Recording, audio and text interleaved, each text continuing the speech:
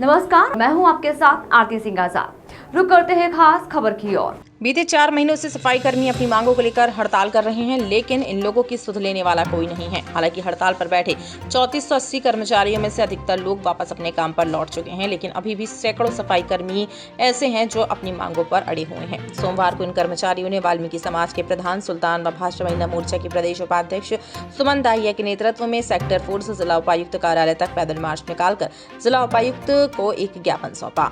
नगर निगम की तरफ से जो है ज्ञापन सौंपा गया है। इनमें इनकी कुछ मांगे हैं, वो सरकार के सामने पहले भी रखी गई थी और वो मांगे नगर निगम के जो अधिकारी हैं, कमिश्नर साहब हैं, जॉइंट कमिश्नर्स हैं, उनको कन्वे भी करा दी है। एक जॉइंट मीटिंग जो है वो जॉइंट कमिश्नर के लेवल पे जो सफाई कर्मचारी यूनियन है, इनके लोग हैं और जो कॉन्ट्रैक्टर्स हैं उनके साथ रख ली जाएगी। उसमें जो इनके छोटे मोटे इश्यूज हैं, चाहे वो एरिया जहां इनको कहां काम करना है, ज्यादा दूर ट्रेवल ना करना पड़े, ये सारे मुद्दे उनसे सॉर्ट आउट करवा लेंगे। उम्मीद कर सकते हैं कि आने वाले दिनों में सफाई कर्मचारी वापस काम पे लौटेंगे। तो अब काम पे तो ऑलरेडी जो है सारे सफाई कर्मचारी काम कर रहे हैं और इन्होंने मुझे एश्योरेंस भी दिया है कि कोई भी काम अपना बंद नहीं करेगा। हमारी कोशिश रहेगी आने वाले हफ्ते 10 दिन में हम सारे के सारे इनके इशू सॉर्ट आउट। ठीक है। वहीं जिला उपायुक्त से मिलने जा रहे नेताओं व कर्मचारियों के साथ कार्यालय में मौजूद सुरक्षा कर्मियों के साथ झड़प भी हुई। ऑफिस में मौजूद सुरक्षा कर्मियों ने सभी कर्मचारियों को ऊपर जाने से रोक लिया, लेकिन अंततः सभी सफाई कर्मी जिला उपायुक्त के कार्यालय पहुंचकर वहीं जमीन पर बैठ गए और उनके नुमाइंदों ने जिलाधीश को ज्ञापन सौंपा। भाजपा महिला मोर्चा के प्रदेश उपाध्यक्ष सुमन दाहिया ने मीडिया से मुखातिब होते हुए बताया कि पिछले काफी समय से सफाई कर्मी हड़ताल पर बैठे हैं, तो ऐसे में गुरुग्राम की सफाई व्यवस्था पूरी तरह चरमराई हुई है, जिसे लेकर जायज मांगों जैसे ठेकेदारी प्रथा का पूरी तरह सफाई कर्मचारियों की नजदीकी ड्यूटी लगाई जाए। साथ ही कौशल रोजगार के अंतर्गत भर्ती को लेकर आज उपायुक्त को ज्ञापन सौंपा गया है।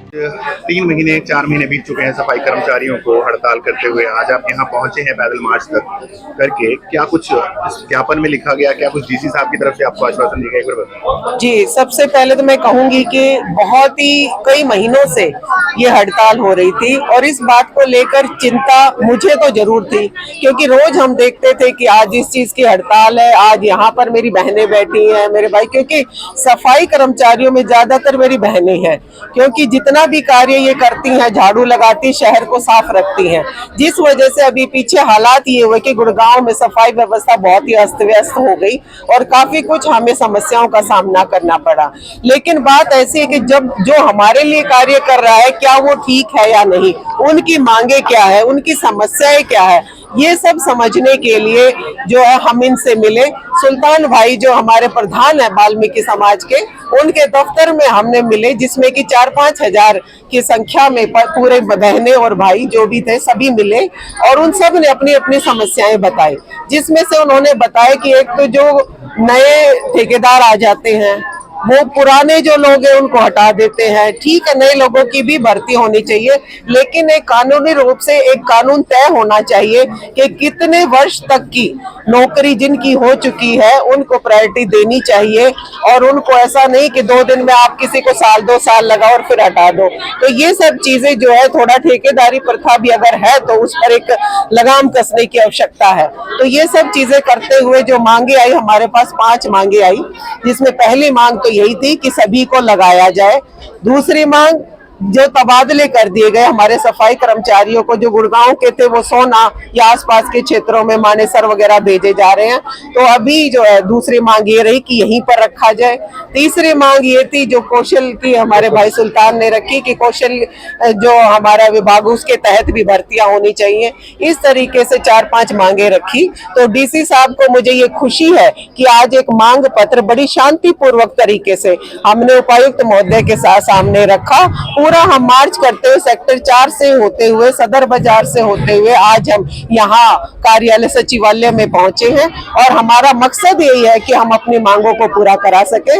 उपायुक्त महोदय तुरंत हमारे बीच में आए और उन्होंने पूर्णतः इस चीज का आश्वासन हमें दिया कि ये सब मांगे जो आपकी हैं ये तुरंत प्रभाव से हम इसको मानते हैं और बहुत जल्दी ही कमिश्नर साहब से मिलकर, एमसीजी के कमिश्नर से मिलकर जो जो समस्याएं हैं इनको 1 हफ्ते के अंदर अंदर समाधान करने की कोशिश की जा रही है। तबादलों में कोशिश ये की जाए कि तबादले 2-4 किलोमीटर से ज्यादा दूर ना किए जाए।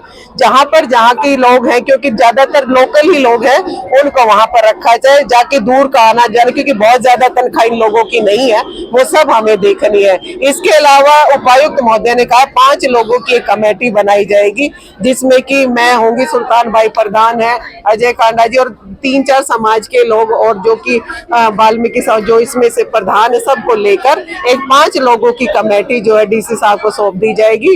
वो मुख्यमंत्री जी जब भी आएंगे उनके सामने भी बैठकर इन सब समस्याओं को अच्छी तरीके से निदान हो सके, क्योंकि हमारा कार्य यही है कि हम भाजपा के संगठन के सिपाही हैं और हमारा मकसद ये है कि हमारी जनता संतुष्ट हो और उनके कार्य होने चाहिए। हम अपना कार्य करें, जनता के बीच में जाकर मिल रहे हैं, जनता की समस्याओं को सरकार और प्रशासन तक शांतिपूर्वक तरीके से इनका निदान हो, यही हमारा कार्य है, उसी को हम अग्रणी तौर से ले रहे। तो मैं धन्यवाद करती हूँ उपायुक्त महोदय का, उन्होंने बहुत ही हमारी आशाओं के अनुसार जो है हमें आश्वासन दिया और वो जल्द ही पूरा होगा, ये मैं उम्मीद करती हूँ। मैम 4 महीने बीत चुके हैं हड़ताल को, आपको नहीं लगता ये डिसीजन पहले ही ले लेना चाहिए था? बिल्कुल बिल्कुल, यही बात मैं भी कहना चाहती हूँ कि बहुत पहले हो जाना चाहिए, क्योंकि कोई बात है, कोई भी लड़ाई है, कोई भी बात है, उसको लंबा नहीं खींचना चाहिए। लेकिन बीच में शायद तालमेल में कमी रही या कहीं ना कहीं मुझे लगता है कि आपको लगता है सरकार की मंशा नहीं थी इनका सॉल्यूशन? नहीं, सरकार कोई नहीं चाहती कि हम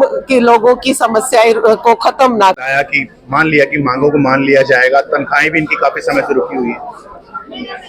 भाई 1 हफ्ते का समय लिया है डीसी साहब ने और संतुष्टि दी है।